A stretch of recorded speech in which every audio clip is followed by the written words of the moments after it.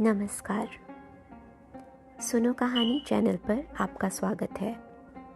प्रस्तुत है सआदत हसन मंटो की कहानी टिटवाल का कुत्ता। प्रस्तुतकर्ता मैं आरती, यानी आप सबकी प्यारी अरु। कई दिनों से दोनों तरफ से सिपाही अपने अपने मोर्चे पर जमे हुए थे। दिन में इधर और उधर से 10-12 गोलियां चल जाती, जिनकी आवाज़ के साथ कोई इंसानी चीख बुलंद नहीं होती थी।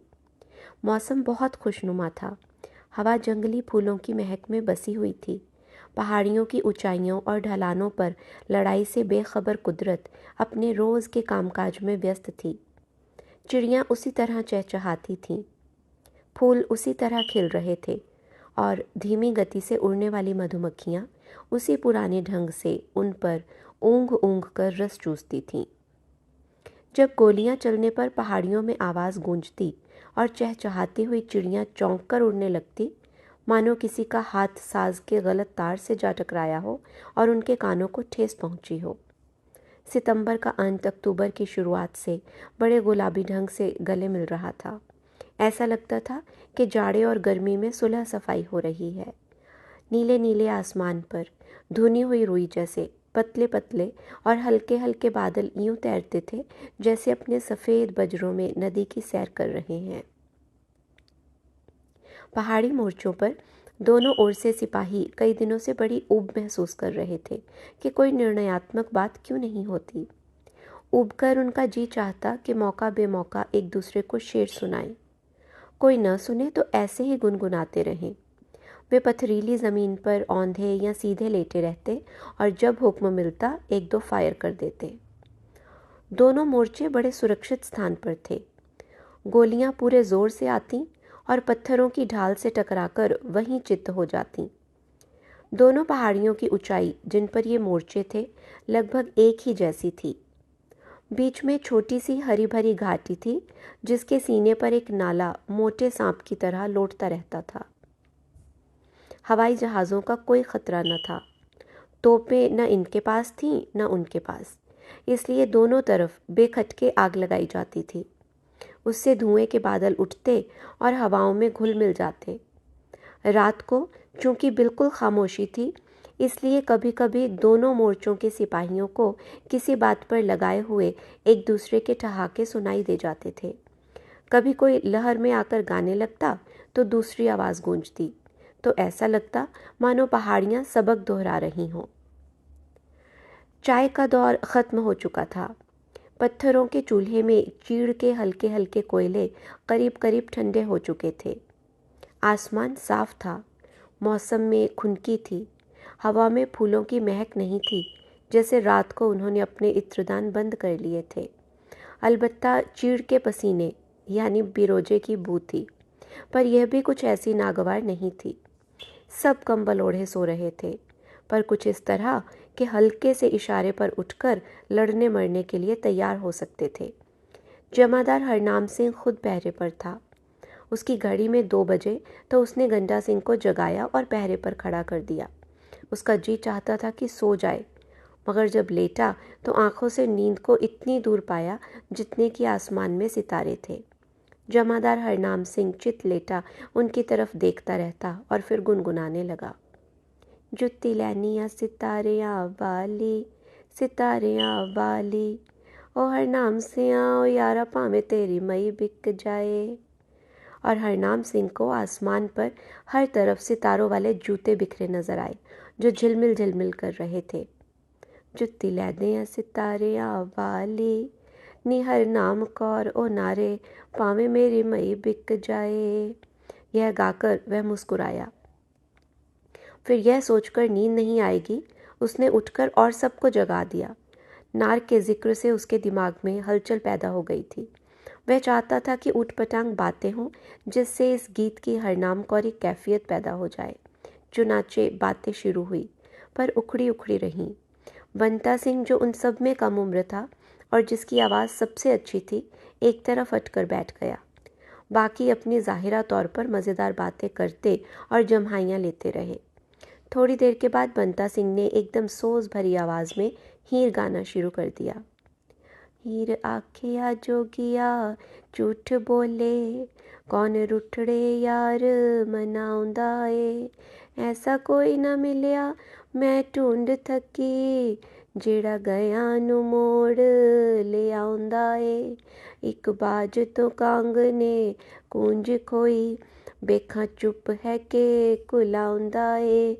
दुखा वालिया नू गल्लां सुख दियां नी, किस्से जोड़ जहान सुनाउंदा ए। फिर कुछ रुककर उसने हीर की इन बातों का जवाब रांझे की ज़बान में गाया।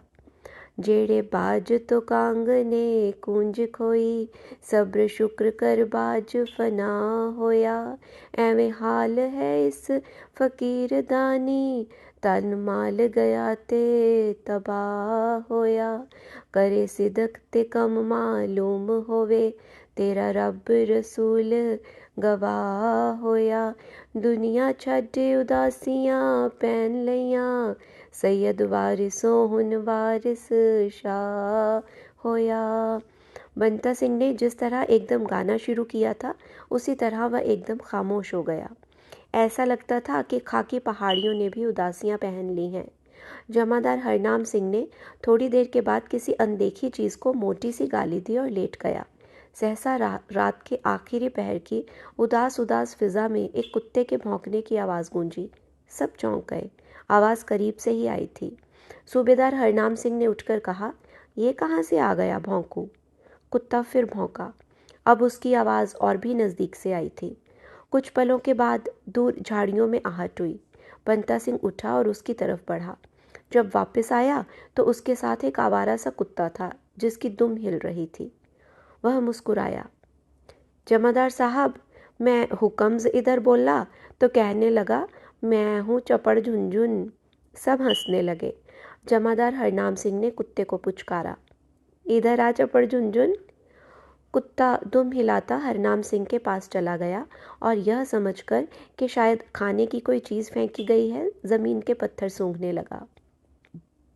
जमादार हरनाम सिंह ने थैला खोलकर एक बिस्कुट निकाला और उसकी तरफ फेंका। कुत्ते ने उसे सूंघकर मुंह खोला, लेकिन हरनाम सिंह ने लपककर बिस्किट को उठा लिया। ठहर गई, पाकिस्तानी तो नहीं? सब हंसने लगे। सरदार बंता सिंह ने आगे बढ़कर कुत्ते की पीठ पर हाथ फेरा और जमादार हरनाम सिंह से कहा, नहीं जमादार साहब, चपड़ झुनझुन हिंदुस्तानी है। जमादार हरनाम सिंह हंसा और कुत्ते से मुखातिब हुआ। निशानी दिखाओ ए। कुत्ता दुम हिलाने लगा। हरनाम सिंह ज़रा खुलकर हंसा। ये कोई निशानी नहीं, दुम तो सारे कुत्ते हिलाते हैं। बंता सिंह ने कुत्ते की कांपती दुम पकड़ ली। शरणार्थी है बेचारा।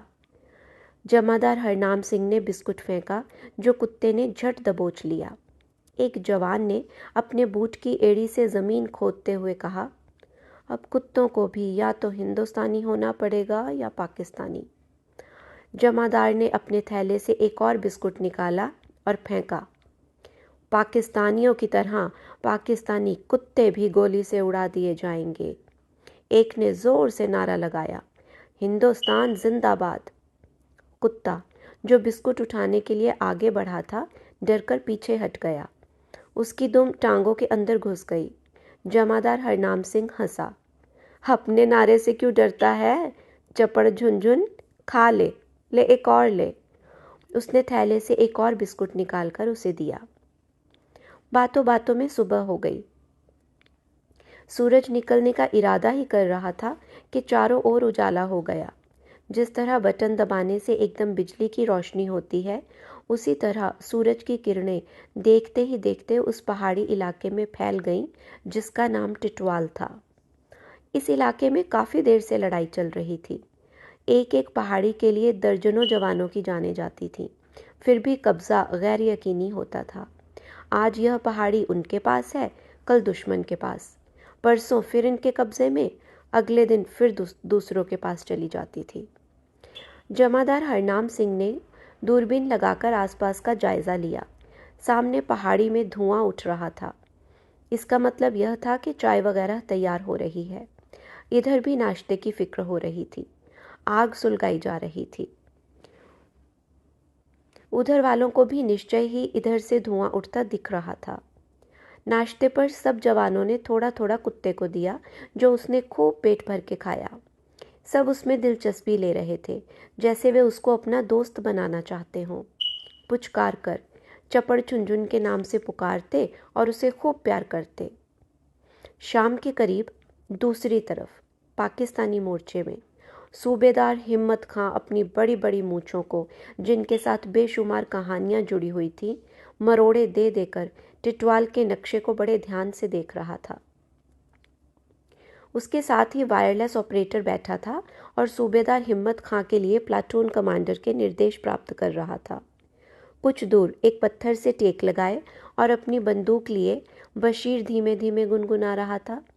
चन्न कित्थे गवाई आई रात वे, चन्न कित्थे गवाई आई। बशीर ने मज़े में आकर आवाज़ ज़रा ऊंची की तो सूबेदार हिम्मत खां की कड़कदार आवाज़ बुलंद हुई। ओए, कहाँ रहा है तू रात भर? बशीर ने सवालिया नज़रों से हिम्मत खां को देखना शुरू किया। वो बशीर की बजाय किसी और से मुखातिब था। बताओ ए। बशीर ने देखा, कुछ फासले पर वह आवारा कुत्ता बैठा था, जो कुछ दिन हुए उनके मोर्चे में बिन बुलाए मेहमान की तरह आया था और वहीं टिक गया था। बशीर मुस्कुराया और कुत्ते को संबोधित कर बोला, चन्न कित्थे गवाई आई रात ए, चन्न कित्थे गवाई आई। कुत्ते ने जोर से दुम हिलाना शुरू किया, जिससे पथरीली जमीन पर झाड़ू सी फिरने लगी। सूबेदार हिम्मत खां ने एक कंकड़ उठाकर कुत्ते की तरफ फेंका। साले को दुम हिलाने के सिवा और कुछ नहीं आता। बशीर ने एकदम कुत्ते की तरफ गौर से देखा। इसकी गर्दन में क्या है?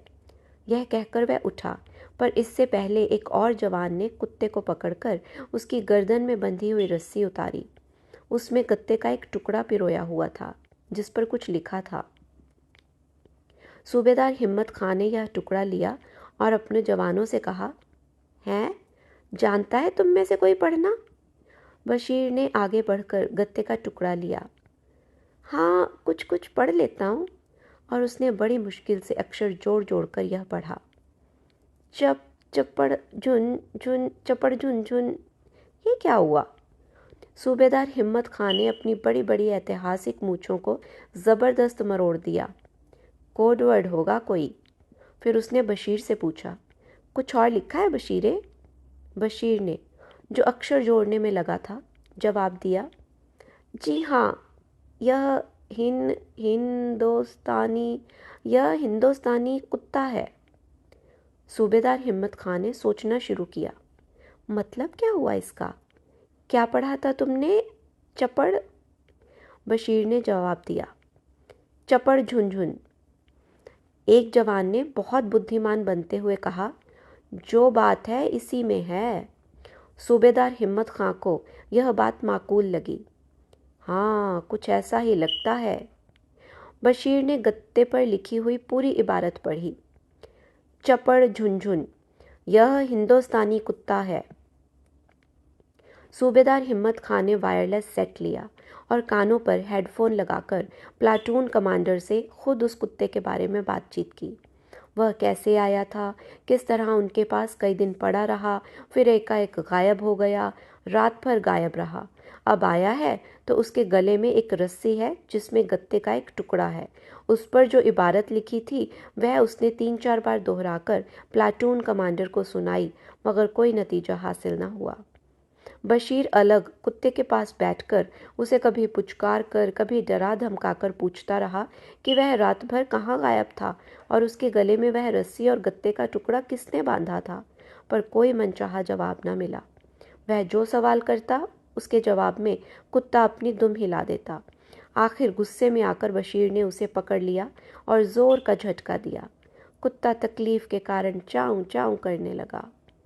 वायरलेस से निपटकर सूबेदार हिम्मत खां ने कुछ देर नक्शे को गौर से देखा और फिर निर्णयात्मक भाव से उठा और सिगरेट की डिबिया का ढक्कन खोलकर बशीर को दिया। बशीरे, लिख इस पर गुरमुखी में, उन कीड़े ककोड़ों में। बशीर ने सिगरेट की डिबिया का गत्ता लिया और पूछा, क्या लिखूं सूबेदार साहब? सूबेदार हिम्मत खां ने मूँछों को मरोड़े देकर सोचना शुरू किया। लिख दे, बस लिख दे। यह कहकर उसने जेब से पेंसिल निकालकर बशीर को दी। क्या लिखना चाहिए? उसने जैसे खुद से पूछा। बशीर पेंसिल की नोक को होंठ से लगाकर सोचने लगा, फिर एकदम सवालिया अंदाज में बोला, सपड़ सुन सुन। लेकिन फौरन ही संतुष्ट होकर उसने निर्णय भरे लहजे में कहा, चपड़ झुनझुन का जवाब सपड़ सुन सुन ही हो सकता है। क्या याद करेंगे अपनी माँ के सिखड़े। बशीर ने पेंसिल सिगरेट की डिबिया पर जमाई।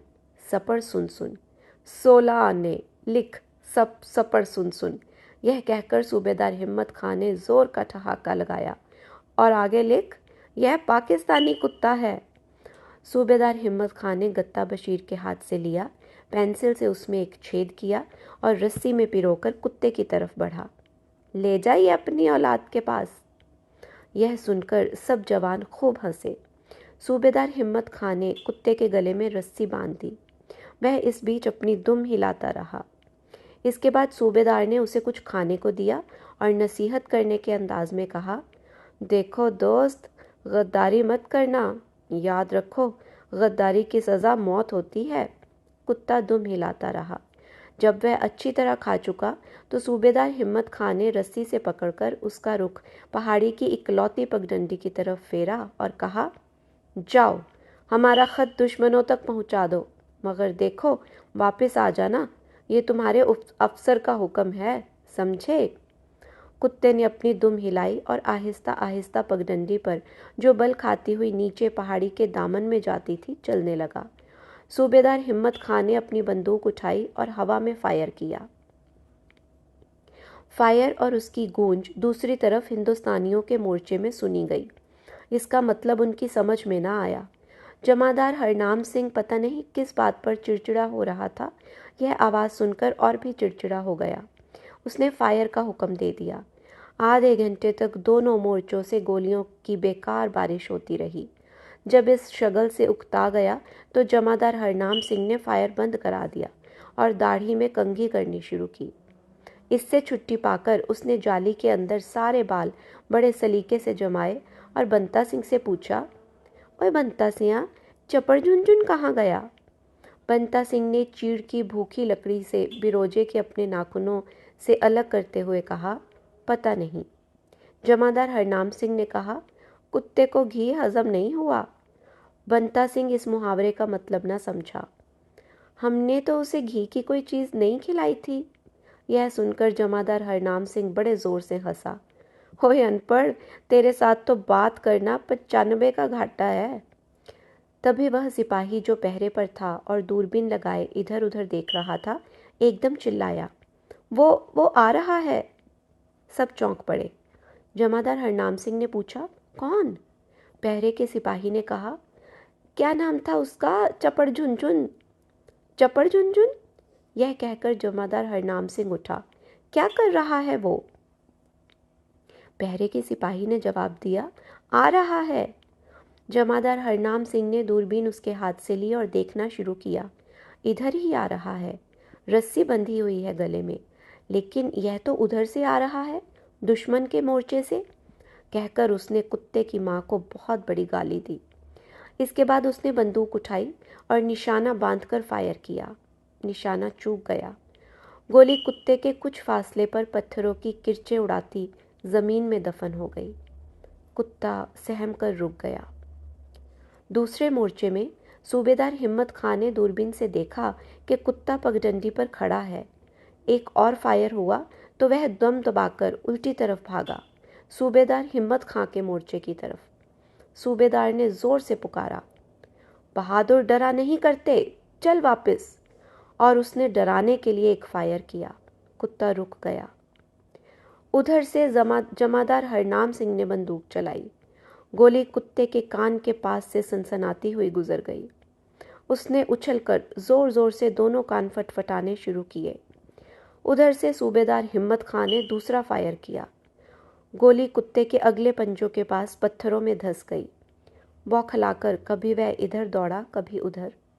उसकी इस बौखलाहट से हिम्मत खां और हरनाम सिंह दोनों बहुत खुश हुए और खूब ठहाके लगाते रहे। कुत्ते ने जमादार हरनाम सिंह के मोर्चे की तरफ भागना शुरू किया। उसने यह देखा तो बड़े ताव में आकर मोटी सी गाली दी और अच्छी तरह निशान बांधकर फायर किया। गोली कुत्ते की टांग में लगी। आसमान को चीरती एक चीख बुलंद हुई। कुत्ते ने अपना रुख बदला। लंगड़ा लंगड़ा कर सूबेदार हिम्मत खां के मोर्चे की तरफ दौड़ने लगा तो उधर से भी फायर हुआ, मगर वह सिर्फ डराने के लिए किया गया था। हिम्मत खां फायर करते ही चिल्लाया, बहादुर परवाह नहीं किया करते जख्मों की, खेल जाओ अपनी जान पर, जाओ जाओ। कुत्ता फायर से घबराकर मुड़ा। उसकी एक टांग बिल्कुल बेकार हो गई थी। बाकी 3 टांगों की मदद से उसने खुद को चंद कदम दूसरी ओर घसीटा था कि जमादार हरनाम सिंह ने निशाना ताक कर गोली चलाई, जिसने कुत्ते को वहीं ढेर कर दिया। सूबेदार हिम्मत खां ने अफसोस के साथ कहा, शहीद हो गया बेचारा।